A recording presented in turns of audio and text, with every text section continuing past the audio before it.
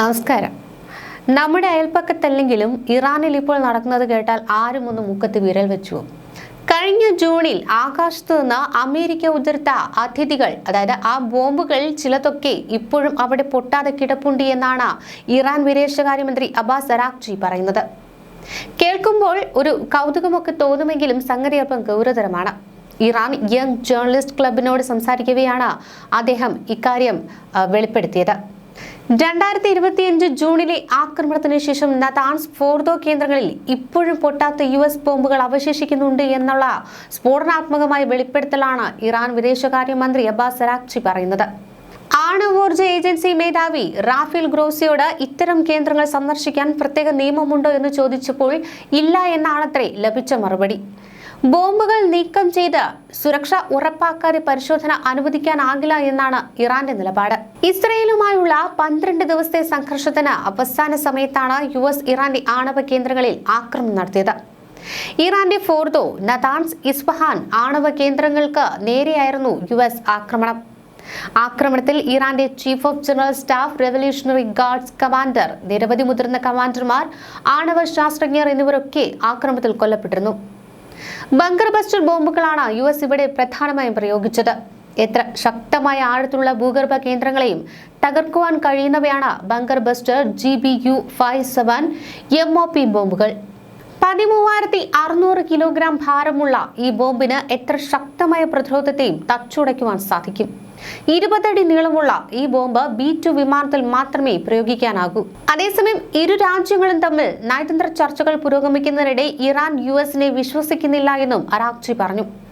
എല്ലാ വഴിയും നോക്കി പരാജയപ്പെട്ടപ്പോൾ അവർ ചർച്ചയ്ക്ക് എത്തിയിരിക്കുകയാണ്. ഈ ചർച്ച എവിടേക്കാണ് പോകുന്നത് എന്നതിൽ ഒരു ധാരണയുമില്ല. ഞങ്ങൾക്ക് അവരെ വിശ്വാസമില്ല. വഞ്ചനയ്ക്ക് സാധ്യതയുണ്ട് എന്നാണ് അരാഗ്ചി തുറന്നടിച്ചത്. കഴിഞ്ഞ ആഴ്ചയിലാണ് ഒമാനിലെ മസ്കത്തിൽ US-ഉം ഇറാനും തമ്മിലുള്ള ചർച്ചകൾ ആരംഭിച്ചത്.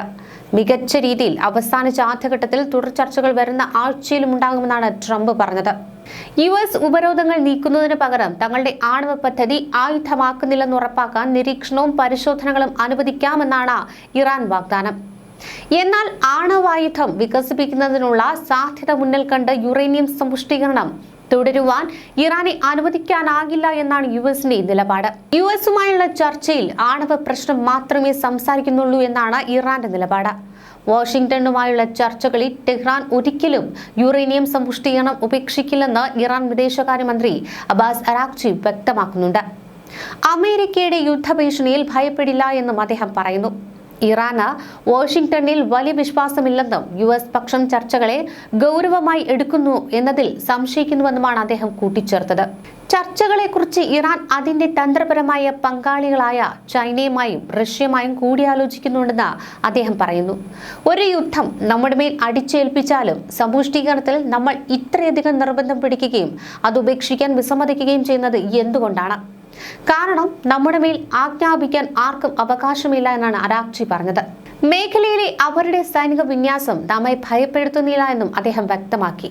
ഒരു വിമാനവാഹിനി കപ്പലായ USS എബ്രഹാം ലിങ്കൺ അറേബ്യൻ കടലിൽ എത്തിയതിനെ പരാമർശിച്ചുകൊണ്ടായിരുന്നു അദ്ദേഹത്തിന്റെ പ്രതികരണം പുറത്തുവന്നത്. പശ്ചിമേഷ്യയിലെ ഏക ആണവായുധ രാജ്യമായി കരുതപ്പെടുന്ന ഇറാൻ ഒരു അണുബോംബ് സ്വന്തമാക്കാൻ ശ്രമിക്കുകയാണെന്നാണ് പാശ്ചാത്യ രാജ്യങ്ങൾ പറയുന്നത്. എന്നാൽ ഇറാൻ ഇത് നിഷേധിച്ചിട്ടുണ്ട്. വൻ ശക്തികളോട് ഇല്ല എന്ന് പറയുവാനുള്ള ശക്തിയാണ് തങ്ങളുടെ അണുബോംബ് എന്നാണ് അരാഗ്ചി പറഞ്ഞത്.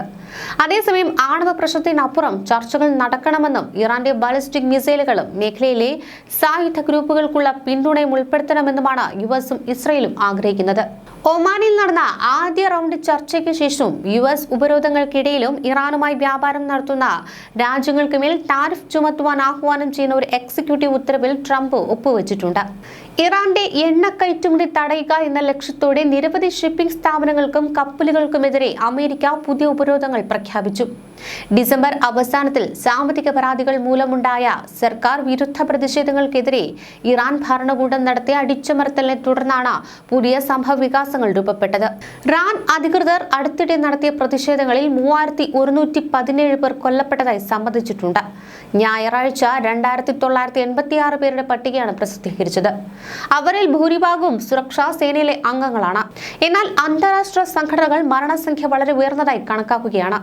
പ്രതിഷേധങ്ങൾ ആരംഭിച്ചതിനു ശേഷം US ആസ്ഥാനമുള്ള human rights activities news agency 6961 മരണങ്ങൾ സ്ഥിരീകരിച്ചിട്ടുണ്ടെന്നും കൂടുതലും പ്രതിഷേധക്കാരാണെന്നും 11,630 കേസുകൾ അന്വേഷണത്തിലാണെന്നുമാണ് അവർ പറയുന്നത്. ഇതിനിടെ യുദ്ധം എന്ന വാക്ക് കേൾക്കുമ്പോഴൊക്കെ നമ്മൾ ആദ്യം ചിന്തിക്കുന്നത് മിസൈലുകളുടെ തീപ്പൊരി, ബോംബുകളുടെ ഇടിമുഴക്കം, നഗരങ്ങളെ വിഴുങ്ങുന്ന സ്ഫോടനങ്ങൾ എന്നൊക്കെയാണ്. പക്ഷേ ഇപ്പോഴത്തെ യുദ്ധത്തിന്റെ തുടക്കം മിക്കപ്പോഴും ശബ്ദമില്ലാത്ത ഒരു പ്രഹരത്തിലൂടെയായിരിക്കും. അത് ഒരു വിമാനത്തിൽ നിന്ന് വീഴുന്ന ബോംബല്ല, മറിച്ച് ഒരു കീബോർഡിൽ നിന്ന് പിറക്കുന്ന കോഡുകളാണ്. ഈ യുദ്ധത്തിന്റെ ഏറ്റവും ഭീഷണിപ്പെടുത്തുന്ന രൂപം നോൺ കൈനറ്റിക് ആക്രമണങ്ങൾ, അതായത് ഒരു വെടിയുണ്ട പോലും പൊട്ടിക്കാതെ തന്നെ ശത്രുവിനെ അന്ധനാക്കുന്ന സൈബർ ഇലക്ട്രോണിക് ആക്രമണങ്ങളാണ്. ഇറാൻ അമേരിക്ക സംഘർഷ സാധ്യതകൾ വീണ്ടും ചൂടുപിടിക്കുമ്പോൾ യഥാർത്ഥ യുദ്ധം മിസൈലുകളെക്കാൾ മുമ്പ് തുടങ്ങുക ഇലക്ട്രോണിക് ആക്രമണങ്ങളിലൂടെയായിരിക്കുമെന്നാണ് സൈനിക വിദഗ്ധർ ചൂണ്ടിക്കാട്ടുന്നത്. എന്നാൽ ഇതോടൊപ്പം തന്നെ മറ്റൊരു യാഥാർത്ഥ്യം കൂടി നിലനിൽക്കുന്നുണ്ട്. ഇത്തരത്തിലുള്ള അദൃശ്യ യുദ്ധ ഭീഷണികൾ ഇറാൻ ആദ്യമായി നേരിടുന്നതല്ല. വർഷങ്ങളായി ഉപരോധങ്ങളുടെയും സൈബർ ആക്രമണങ്ങളുടെയും ഇടയിൽ നിലകൊണ്ട ഇറാൻ തങ്ങളുടെ പ്രതിരോധ സംവിധാനങ്ങളെ വെറും മിസൈലുകളിലും യുദ്ധവിമാനങ്ങളിൽ മാത്രമല്ല, മറിച്ച് സമഗ്രമായ ഒരു ഡിജിറ്റൽ പ്രതിരോധ ശൃംഖലയിലും ആധാരമാക്കി വളർത്തിയ രാജ്യമാണ്.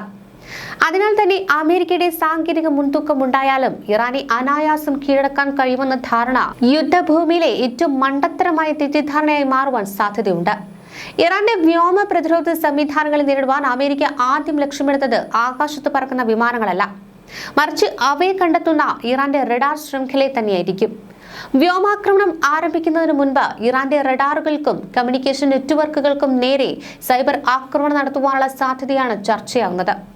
ഇതിന്റെ പ്രധാന ലക്ഷ്യം പ്രതിരോധ ശൃംഖലയിലെ ഡാറ്റ കൈമാറ്റം തകരാറിലാക്കുക എന്നതാണ്. എന്നാൽ ഇറാൻ വർഷങ്ങളായി ഇത്തരം ഭീഷണികളെ കണക്കിലെടുത്ത നെറ്റ്വർക്ക് സംവിധാനങ്ങൾ കൂടുതൽ വിഭജിച്ചും സുരക്ഷിതമാക്കിയും രൂപപ്പെടുത്തിയിട്ടുണ്ടെന്ന വിലയിരുത്തലുകളും ശക്തമാണ്. അതിനാൽ തന്നെ ആക്രമണം നടന്നാലും പ്രതിരോധ സംവിധാനം പൂർണ്ണമായി തകരുമെന്ന് ഉറപ്പിച്ചു പറയുവാനും കഴിയില്ല. മുൻകാലങ്ങളിൽ ഇറാന്റെ ആണവ പദ്ധതികളെ ലക്ഷ്യമാക്കി നടന്ന സ്റ്റക്നെറ്റ് പോലുള്ള ആക്രമണങ്ങൾ തന്നെ ഇറാന്റെ സൈബർ സുരക്ഷയുടെ പ്രാധാന്യം ഗൗരവതരമായി മനസ്സിലാക്കുവാൻ നിർബന്ധിതമാക്കിയിരുന്നു. അതിനുശേഷം ഇറാൻ സൈനിക ഡിജിറ്റൽ സുരക്ഷയിൽ വലിയ നിക്ഷേപങ്ങൾ നടത്തിയതായും നെറ്റ്വർക്ക് സംവിധാനങ്ങൾ ആക്രമണം സഹിക്കാൻ കഴിയുന്ന രീതിയിൽ കൂടുതൽ ശക്തിപ്പെടുത്തിയതായും വിലയിരുത്തപ്പെടുന്നു. അതിനാൽ തന്നെ അമേരിക്കയുടെ ഒരു മിന്നൽ ആക്രമണം ഇറാനെ താൽക്കാലികമായി സമ്മർദ്ദത്തിലാക്കിയാലും അത് ദീർഘകാല നേട്ടമായി മാറുമോ എന്നത് ഉറപ്പില്ലാത്ത കാര്യമാണ്. ഇത്തരത്തിലുള്ള ആക്രമണങ്ങൾ ഇലക്ട്രോണിക് സ്റ്റോം എന്ന് വിളിക്കാവുന്ന തരത്തിലാണ് നടക്കുക. റഡാർ ഫ്രീക്വൻസികളിൽ കൃത്രിമ ശബ്ദം നിറച്ചുകൊണ്ട് യഥാർത്ഥ വിമാനങ്ങളെ തിരിച്ചറിയാൻ കഴിയാത്ത വിധം ജാമിംഗ് നടത്തുന്നതാണ് ഇതിലെ പ്രധാന തന്ത്രം. ഇതിൽ അമേരിക്കയ്ക്ക് മുൻതൂക്കം നൽകുന്നത് EA-18G ഗ്രൗലർ പോലുള്ള ഇലക്ട്രോണിക് യുദ്ധവിമാനങ്ങളാണ്. ശത്രുവിന്റെ റഡാർ സിഗ്നലുകൾ തടസ്സപ്പെടുത്തുവാനും തെറ്റിദ്ധരിപ്പിക്കുവാനും പ്രത്യേക രൂപകൽപ്പന ചെയ്തതാണ് ഈ പ്ലാറ്റ്ഫോമുകൾ. എന്നാൽ ഈ രംഗത്ത് ഇറാന്റെ പ്രതിരോധം ഒറ്റപ്പാളിയിലുള്ളതല്ല. ഇറാന്റെ വ്യോമ പ്രതിരോധ ശൃംഖല പല തലങ്ങളിലായി പണിതതാണ്. ഒരു റഡാർ സംവിധാനം ജാമ്യങ്ങൾ തടസ്സപ്പെടുമ്പോഴും മറ്റൊരു ബാക്കപ്പ് സംവിധാനം പ്രവർത്തിക്കുവാൻ സാധ്യതയുള്ള രീതിയിലാണ് ഇറാൻ പ്രതിരോധം ക്രമീകരിച്ചിരിക്കുന്നത്. അതിനാൽ തന്നെ റഡാർ അന്ധമാക്കി ആകാശം പൂർണ്ണമായി തുറക്കാമെന്ന കണക്കുകൂട്ടൽ യുദ്ധഭൂമിയിലെ യാഥാർത്ഥ്യത്തിൽ എളുപ്പത്തിൽ സാധ്യമാകില്ല. ഇറാൻ തങ്ങളുടെ ഏറ്റവും വലിയ നേട്ടമായി അവതരിപ്പിക്കുന്ന സംവിധാനങ്ങളിൽ ഒന്നാണ് പവർ 373. 300 കിലോമീറ്ററിലധികം ദൂരമുള്ള ലക്ഷ്യങ്ങളെ ട്രാക്ക് ചെയ്യുവാൻ കഴിയുമെന്നതാണ് ഇറാന്റെ അവകാശവാദം. ഇത് റഷ്യൻ S-300 സംവിധാനങ്ങളുടെ ഇറാനിയൻ പതിപ്പാണെന്ന രീതിയിലും ചിലർ വിലയിരുത്തുന്നുണ്ട്. എന്നാൽ ഒരു സംവിധാനത്തെ വെറും പകർപ്പ് എന്ന് മുദ്രകുത്തുന്നത് യാഥാർത്ഥ്യങ്ങളെ അവഗണിക്കുന്ന സമീപനമാണ്. കാരണം യുദ്ധത്തിൽ നിർണായകം ആയുധത്തിന്റെ പേരല്ല, അത് പ്രവർത്തിക്കുന്ന രീതി, അതിന്റെ അപ്ഗ്രേഡ് ശേഷി, അതിന്റെ നെറ്റ്വർക്ക് പിന്തുണ എന്നിവയാണ്. ഉപരോധങ്ങൾക്കിടയിലും തദ്ദേശീയമായി ഇത്തരം സംവിധാനങ്ങൾ വികസിപ്പിക്കുകയും പരിപാലിക്കുകയും ചെയ്യുവാൻ കഴിയുന്ന ശേഷിയാണ് ഇറാന്റെ വലിയ ശക്തി എന്ന് പറയുന്നത്.